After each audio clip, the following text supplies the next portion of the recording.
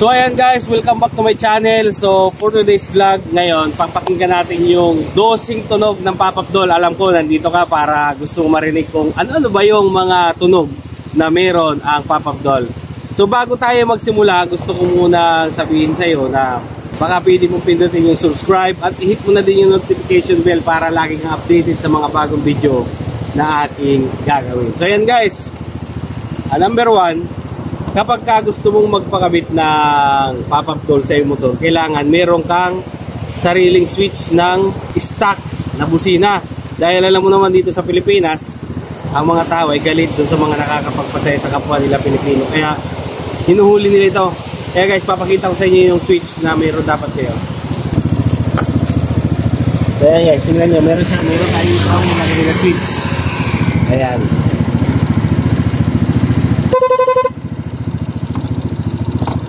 Pag pinindot natin yan guys, stock lang yan. Ayan. So ngayon, kapag ka meron ka ng switch na ganyan, pagka may checkpoint, pwede mo siyang ibalik sa stock na tunog. So ngayon, aalamin natin yung dosing tunog ng Pop-Up Doll. So ayan. So dito, pakinggan nyo ha.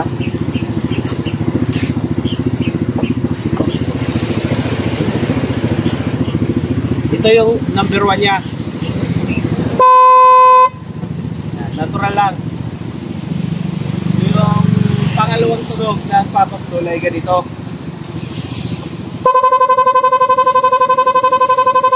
So rapid. Yung pangalawang tunog niya rapid. So yan, ito na yung pangatlo.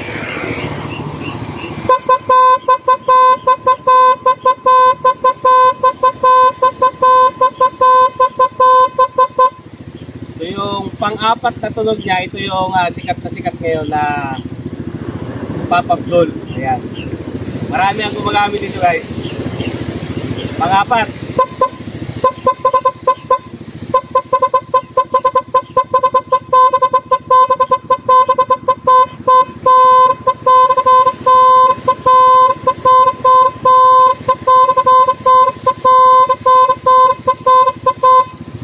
Panlima na tayo.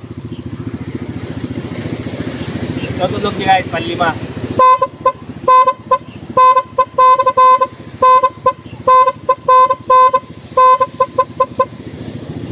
Pang-anim. Ito pagtunog niya, pang-anim.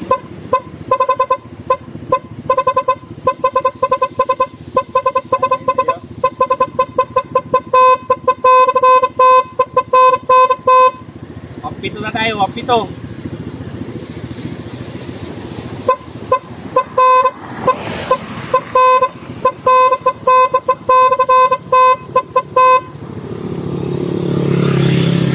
Walo na. Ito na guys yung pang-walong tunog ng Pop-Up Doll.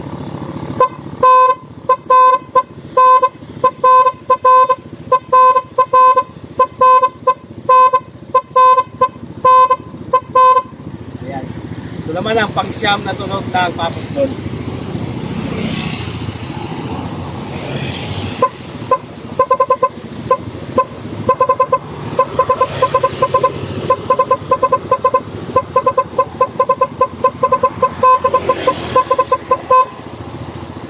At ito yung pang-sampu. Ito yung pang-sampung tunog.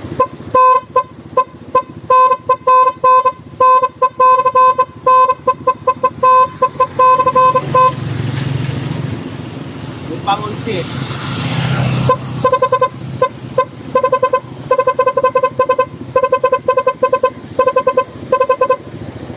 At ang pang-12. So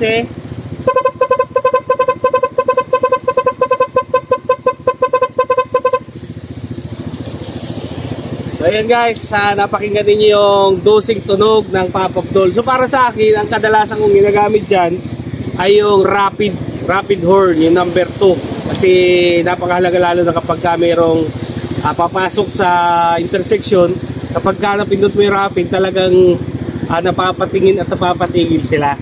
At saka yung number 4 na viral na tunog. So yan guys, kung meron kayong natutunan dahil pakinggan mo na, pwede ka na magpakabit ng pop-up doll sa iyong motor. Kaya i-like at i-subscribe. I-share mo na din para marinig ng iba yung pop-up doll natin na nakabit. So ayan, thank you so much for watching at yun lang, magkita tayo sa susunod na video.